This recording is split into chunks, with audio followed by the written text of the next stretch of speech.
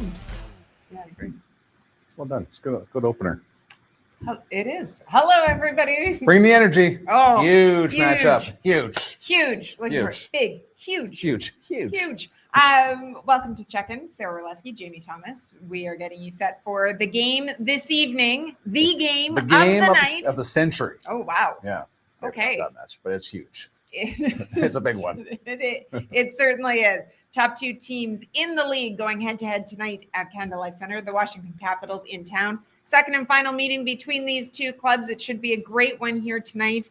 Sold out crowd is what we are expecting here this evening. So when Dallas was here, we said, ooh, Friday night, downtown Winnipeg, sell out. How about Tuesday night, downtown Winnipeg? Well, we will take it. Yeah, we'll take that, especially, Tuesday, you're not thinking big games, but that's what we have here. Clash the Titans, the top two teams in the National Hockey League.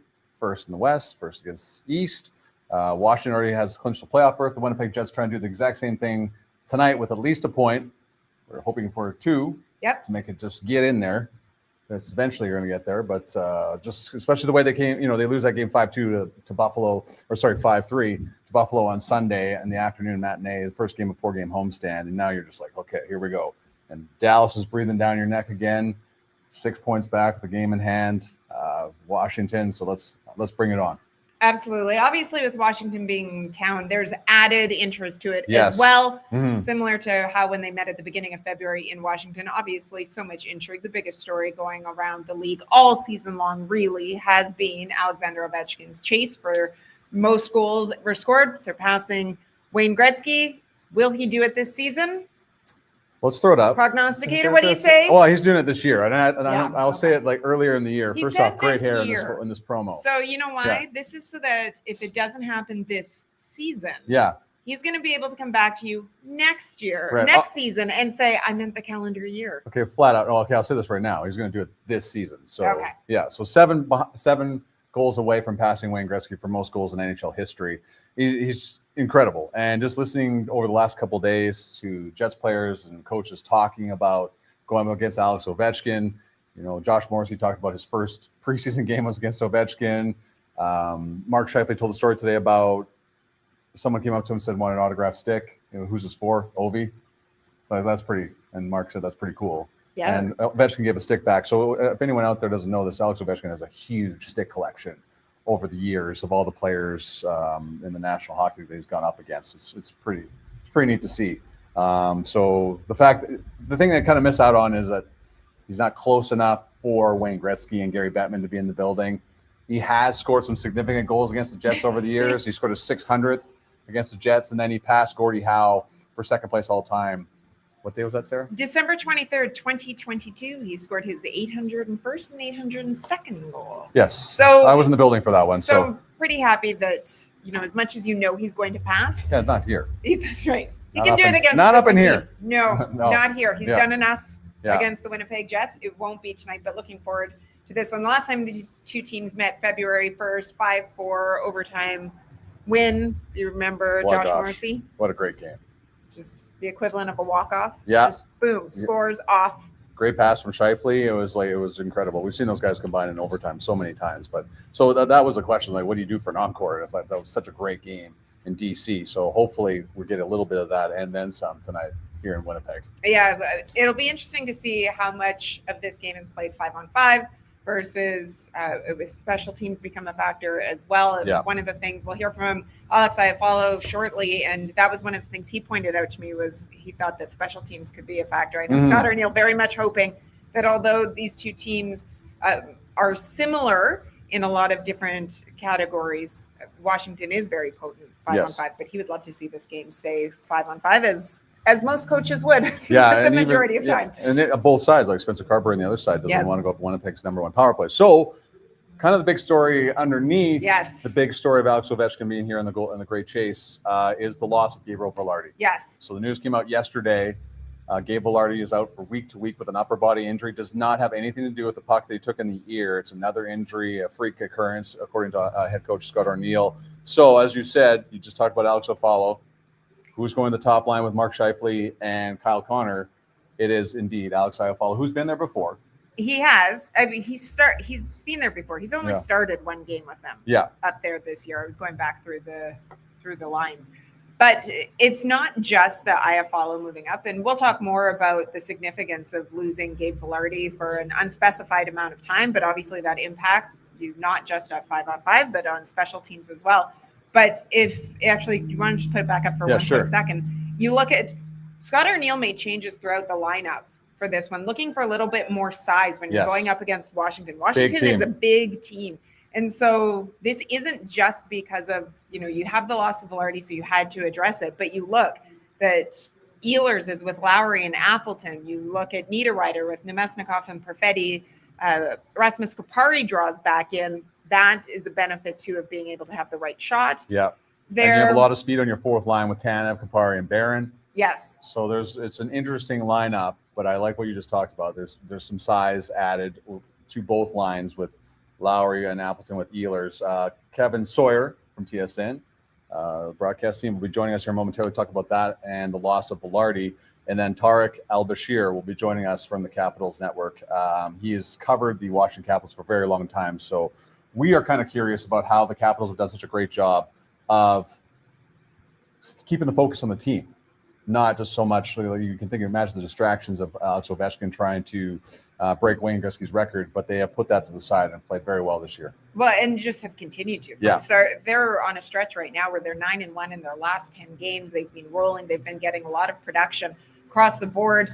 They've got two scoring lines, really two hard checking lines. Scott Arniel, obviously very well aware with the core of that Capitals team, having spent 4 seasons there as an assistant coach before coming over to Winnipeg. But I think what stands out to me is that not only is the consistency that we've seen from them throughout this season, but that they are getting contributions across the board, because most people did not anticipate them really even being in the postseason picture necessarily. We're wondering, is this going to have to be a rebuild? Is this going to be all about Alexander Ovechkin all season long?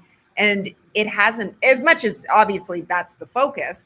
In terms of storylines, they have gotten contributions both from their veterans as well as having young players step up too. Might be the deepest team outside of the Winnipeg Jets in the National Hockey League, and that's why they've had. And they just think of all the cast-offs they have on their team right now that are just playing so well. And we can just think about Pierre-Luc Dubois up there, Jacob Chychrun, who just today signed a new deal. Traded there in the summer, and what a fit he has been there.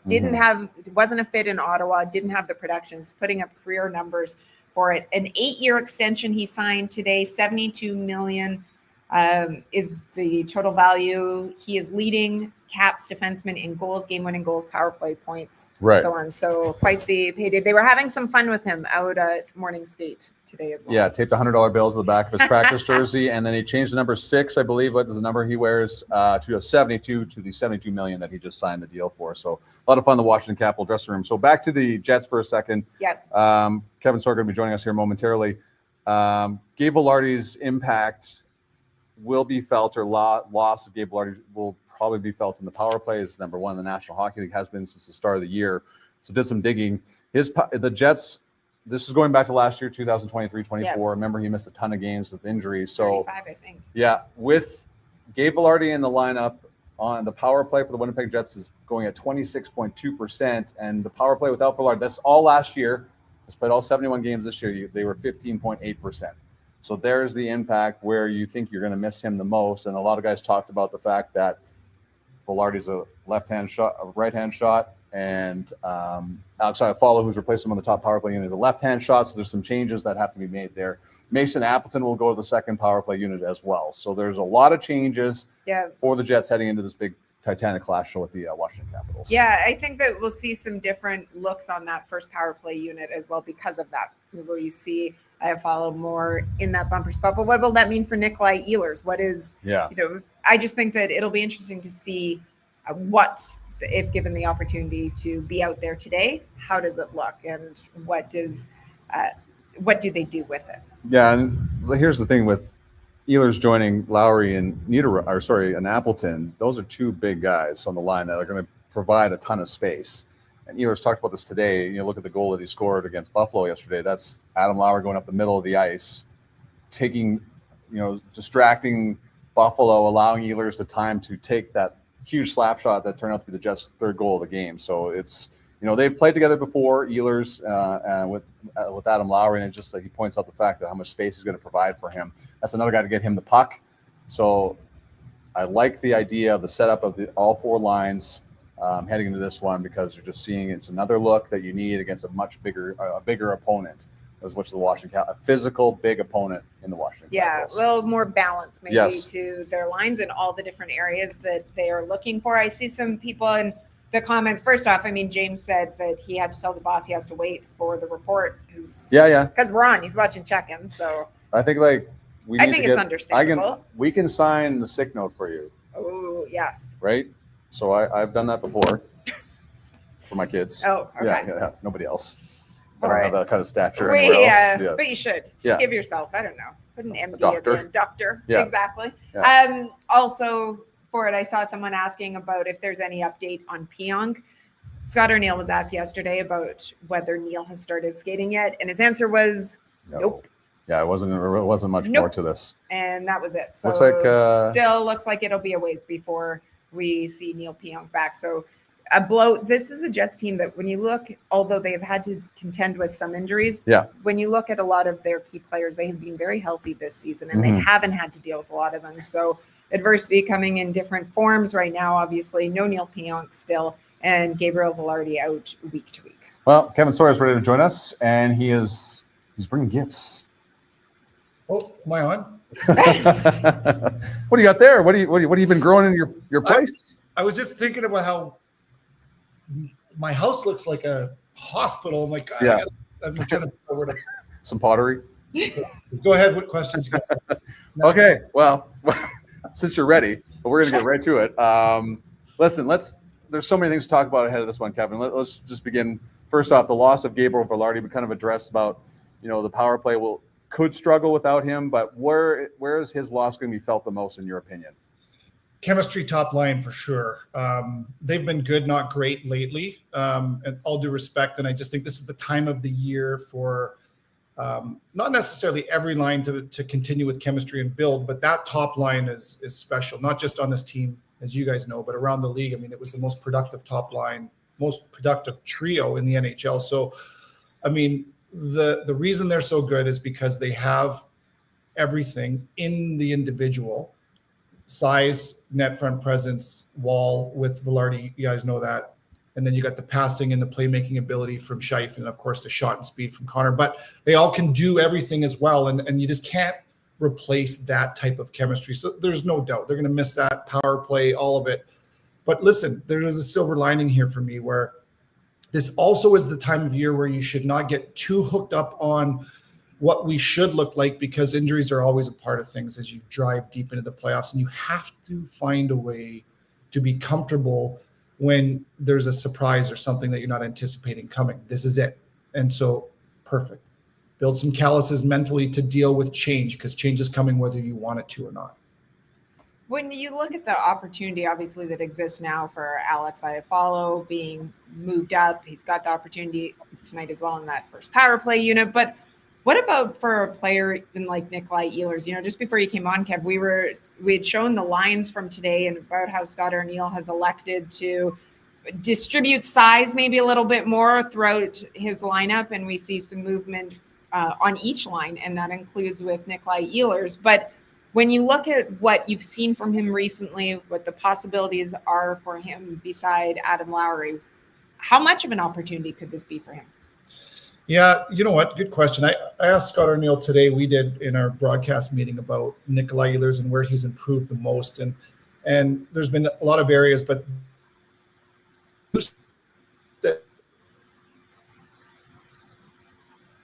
community where he's on the first line power play unit for the first time in his career here with the Winnipeg Jets. So that's more responsibility, and with that comes more expectation. And shaking things up and pushing people a little bit outside of their comfort zone as far as what we're used to doing is just another way to grab attention and to build some juice into your day.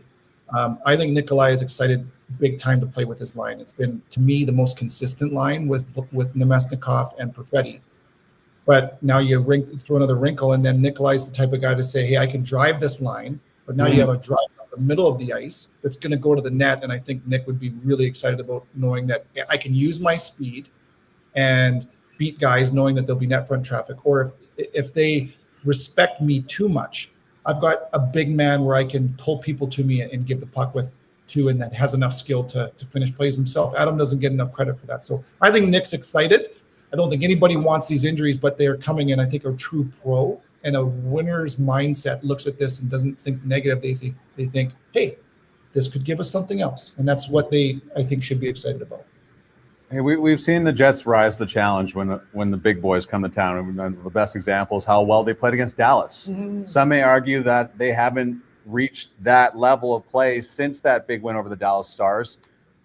How hard is it at this time of year when you're pretty much locked into your spot to keep the focus going night over night, day over day?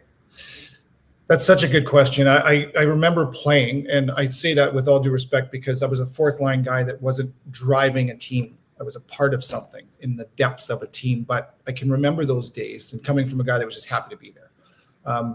Sometimes it's just like, boy, if we could just all hit a button and go straight to the playoffs, this would be the time, because you're not fighting for your life, and that kind of desperation is really difficult to build into your day. You have to find a way to manufacture that, and yet in saying that, that is what's required. Listen, first place in the West is not a foregone conclusion. I mean, with Dallas, if they win their games in hand, I think they're back by 4 points. So, and there's a Dallas game coming up, so it's difficult, but that's just one more thing that I think a winner gets used to and overcomes. I asked that very question to Spencer Carberry today with the Capitals, and they have been just with the Jets up neck and neck all year long. And I said, how do you keep the fire day to day? And he says, it's just about making sure that you set your bar to be excellent every day, where you don't plan to win, you absolutely expect to win. And I think the Jets are one of those teams that expect to win every night.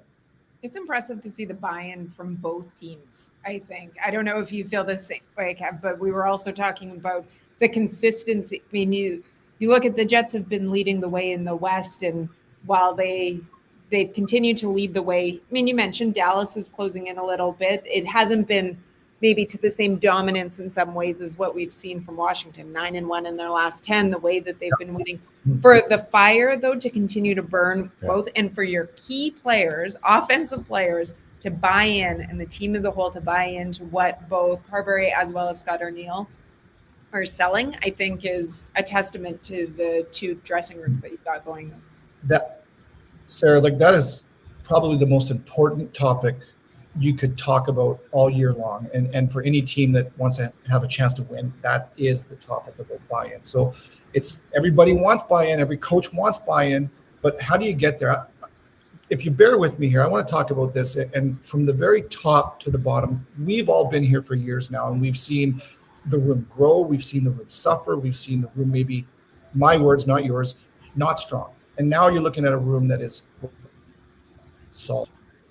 We were on a trip to Nashville last year, and our owner, who was at practice today, owners don't typically go to many games, let alone practices, was on the bus for the media. We get to the Joseph Hotel in Nashville, and Mark Chipman's on his hands and knees in his three-piece suit pulling luggage off the bus for me and for the other media members. And he wasn't doing it for thank you. It was just natural for him. And when you have the leadership at the top treating and acting that way, everybody in the front office follows. You've got Kevin Cheveldayoff, who has been a part of this culture since day one. You bring Rick Bowness, Scott O'Neill in. How could you not get buy-in? And that's what we've got. That's why this team has a chance to have success. And it starts from the top. And I think a lot of the same things going on in Washington. It's not just because you have good players. You could argue other teams have more talented, more experience. They do. We're not the most talented team in the NHL. We're not. But they have buy-in, and that is not something that comes for free. I'm so impressed with the way that this has unfolded over the last few years. It's hard not to gush about the process that the team has gone through to get to this stage we're at today. Buddy, it's hard not to gush about the decorations in your apartment either, and we're looking forward to see what you have for us next time. Kevin Sawyer, thanks so much for your time, pal. Thanks for having me. Okay, see you, Thanks, buddy. Kevin Sawyer. Hey, look, we got another guest ready to go. Should we bring him in? Sure, let's do it. Listen, he's been covering the Washington Capitals for forever. Forever. His name is synonymous with the Washington Capitals. It's true. It is Tarik El-Bashir joining us. How are you today, my friend?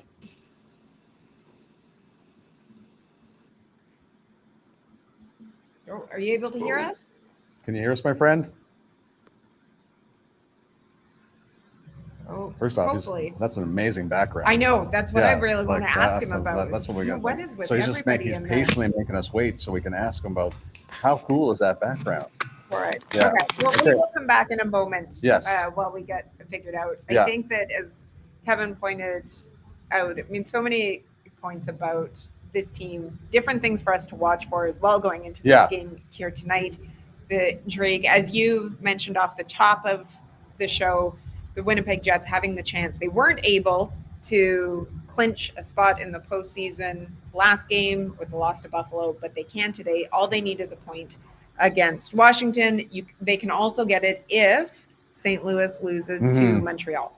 So there's options. There are options. Well, what option do you want to take? Do you want to take option A or do you want to take option B? You always want to take option A. Don't want somebody else to do your heavy work for you. So you absolutely do not. All right. I got a good feeling about this one.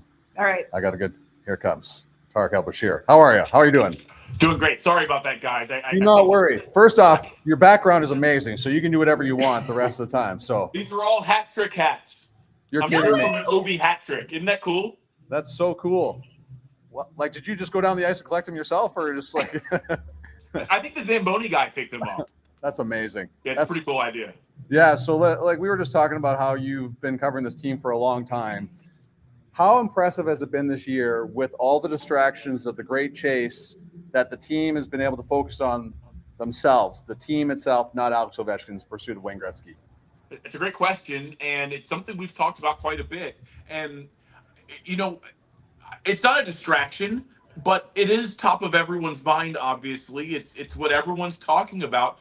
But we feel like here in D.C. that Ovi's success and the Capitals' success is they're kind of feeding off each other right now. I'm not so sure that Ovi would be on the doorstep of, breaking one of all of sports sacred records if it weren't for having a good team around him. This is a Capitals team that last year snuck into the playoffs on the final day of the regular season and went out and was very aggressive in the offseason, brought in a lot of better hockey players, and has been scoring almost at will for most of the season. Yeah. And that's really helped Alex because that forces other teams to not just focus on him. You got to focus on Jacob Chikrin. You got to focus on John Carlson. You got to focus on Dylan Strome. You got to focus now on Tom Wilson. He's not just going to beat you up. He can score a goal now, so that's freed Ovi up to kind of do his thing. And what he's doing at 39 years old, I mean, as you guys were saying, I've covered him since day one. It's nothing short of remarkable. You mentioned that brought in a bunch of different players, and we've seen obviously around here there's interest because of Pierre-Luc Dubois and the connection that he had with the Jets. Jacob Chikrin just signs the extension today. He's been a good fit there. What is it about that you think has allowed players like PLD or Chikrin to be able to almost have a resurgence? Yeah, I would say a few things go into it, Sarah. I think, number one, the culture here has been very good for a long time. And that starts at the top with ownership. That starts with the players in the room. I'm talking about John Carlson, Alex Ovechkin, Tom Wilson. Those guys are able to welcome in new players and kind of get them on board and get everyone pulling on that proverbial rope with the same amount of force at the same time. And that's not easy to do, especially in a year like this year where they brought in 7 new players. I mean, they turned over essentially a third of the roster. Nashville did the same thing, and they haven't been able to make it work. The Capitals made it work, and I think the ace up the Cap sleeve is Spencer Carberry. This is only his second year as a head coach in the NHL, but he has a long track record of taking guys who maybe couldn't find their fit with other organizations and then empowering them by giving them a bigger role, by telling them that they can do it, and then showing them how they can do it. And, I think of Anthony Mantha last year, no longer on the Capitals, went to Calgary, but he was a guy who needed someone to fix his game. And Carberry was the guy. And Pierre-Luc was another guy who, came here with a lot of baggage and, had bounced around to a lot of teams for a 26-year-old who has as much talent as he does. And Spencer Carberry quickly figured out where his buttons were and when to press them and gave him all this responsibility. And when I think about the most important players on this year's Capitals team, I think about Logan Thompson, I think about Tom Wilson, and I think about Pierre-Luc because of what he has meant on both sides of the puck. Not only has he been one of the most important offensive players for the Capitals, particularly lately, he kind of got off to a little bit of a slow start offensively. What he has been able to do on the defensive side of the puck has been amazing. Every single night he gets Connor McDavid. He gets Jack Eichel. He gets Sidney Crosby. He gets the hard matchup every night. And let me tell you, the other top line centers, they don't like going up against him. He's a big body. He leans on them hard. He shuts them down. He is a coach's son, and his details show it. Yeah, certainly Eric's doing a great job here with the Manitoba Moose. It's a long season, Tarik, and Washington's been running away with the East for it seems like forever. The Jets have been doing the same thing. What can a matchup like tonight, of the best two teams, do for either side to reignite that spark again in a long season? Yeah, that's a great point. I've covered a lot of Capitals teams that have been at or near the top of the league, and Winnipeg is going through this now. It looks like I saw the loss the other night.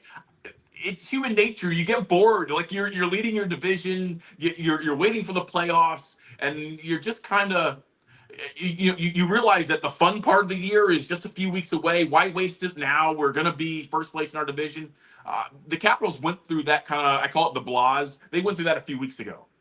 They've now kind of turned it back on and are now dialed back in and are now ramping up for the playoffs. I'm not saying there aren't going to be some more setbacks, but I think a game like tonight between 1 versus 2, best offense versus best defense, best scoring team versus the best goalie, I think this could really get them re-engaged. I know Winnipeg is gonna want to put their best foot forward, and I know the Capitals are gonna want to exact some revenge for what I thought was one of the best games of the entire year. That game a few weeks ago.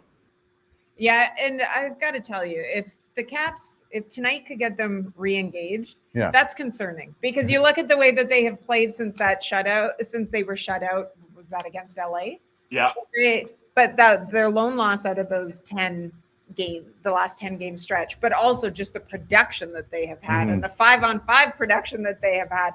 If they can find another level, dear me. Yeah, that is not what any opposing team wants to be on the receiving end of. But it should be a fantastic game here tonight. I don't know if you may say, but it's going to be a sellout crowd here, so it awesome. It should be electric inside Canada Life Center. Great stuff as always. Appreciate you taking the time ahead of this morning flash, and looking forward to having you back maybe in June. That'd be nice. That'd be nice. Just do it in person with us. Yeah. We can absolutely do that. Thanks. Appreciate the time and enjoy the game tonight. Thanks. That's Tarik El-Bashir joining us from one of the best backdrops in the history of this show. It is pretty impressive. Yeah. Now when you and I do this show remotely, sometimes we're really going to have to up our game. Yeah. For it. Oh, that's right. Yeah. There's just I don't know. Maybe during the postseason. You're gonna have to have like our own set. Yeah, traveling set. We'll Tyler Escobar to carry it around. Here's our set, Tyler. That's right. Enjoy. Set it up. Set it up. Like IKEA. Yeah. So here, just unzip and just folds open. And there it is. Oh, Jane, it was so great to be able to have everybody on and giving the insight that we've had, whether it be from Kevin, from Tarik as well. That you can tell they're excited about the game. How can you not be for it? Yes, this will be a great one. Sort of warming up here in the city. Yeah, snow it's coming, nice. but It's nice. Yeah, all right, great night for a hockey game. It is a great night for a hockey game. One of the things. Okay, first off, let's mention. Okay, yes. Let's mention your attire. Someone commented that they liked your jacket and it looks great on you. Me? I am ready to go. I don't know where yet, but it's the corduroy jacket by Darius Rucker. It's 40% off, available at any of the Jet Skier booths located throughout the concourse. Probably online as well. It's usually just for today. 40% off. This beauty. And now I put mine on as well. And then we looked and it was a little large on me. So I kind of felt a mixture of a child in her father's clothing or Sammy the Seal. So you remember Sammy the Seal? That's right. So I bailed on it. Yeah, I did. You totally But bailed. it looks great on you. I am perspiring heavily inside this thing, so this is the perfect time of year to have this. Here's hoping if you buy one, this isn't the one that you buy. 40% off. Get it now. Yes. It's the opportunity. Also, we're getting close to the playoffs. So Mm-hmm. you need playoff tickets, obviously, right? I mean, it's what, 6 home games left? Yeah. That's it. Yeah. So sell out tonight. Very few don't forget available. I'm going to throw up a fancy graphic to let you know. Ready for takeoff. So we are getting inventories becoming more and more limited going forward here for tickets. So you can secure access to a playoff presale with a deposit on membership for the 25-26 season by visiting winnipegjets.com/deposit. There you go. Do it now. You want to be part of the playoffs. You don't want to miss it. Hopefully there's a long run into June. Yes, absolutely. Yeah. One quick note that I saw, there's been some great articles that have been out recently following Ovechkin's chase, trying to find different angles, which, as you know, can be challenging when you're writing about it constantly. Yeah.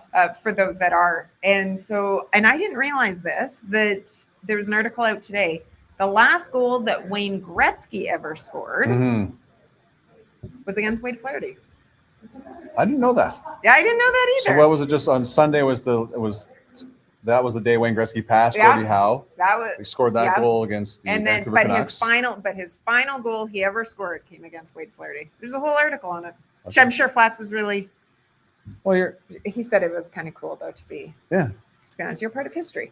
But Flats is very understanding of those types of things, and it's always nice to talk about the past. I saw Rick St. Croix yesterday, by the way. Did you? Yeah. I haven't seen him in a long time. My daughter's like, "Who's that?" I'm like, "Only Rick St. Croix, the Manitoba Moose goaltending coach, former NHLer." Yeah, I know him. She's like, really? Wow. Okay. Sometimes I can be cool as a dad, especially in this jacket. In this shacket. In the shacket. The Jets looking back in the win column obviously did not have the result that they were looking for against Buffalo, but looking to get the 2 points tonight against Washington. Washington comes in here on fire at 9-1 in their last 10 games. They are 23-8-2 on the road as far this season. We mentioned just quickly before we leave, why don't we throw up the lines again, just in case you were late arriving to it. If you notice that Gabe Vilardi out week to week, we found that out yesterday. Promotion for Alex Iafallo up onto that top line, but Scott Arniel has adjusted all 4 lines. Rasmus Kupari drawing back in on the 4th line. He had missed the last 9 games, but you look at it, some more size, looking for a little bit more balance. Yes. I will be intrigued to see how Scott Arniel matches up tonight with some of his lines. Does he go with the hard match? The poor man always gets asked that. So when we're in the broadcast meeting, that is always one of my go-to questions for him, because I'm always intrigued by it.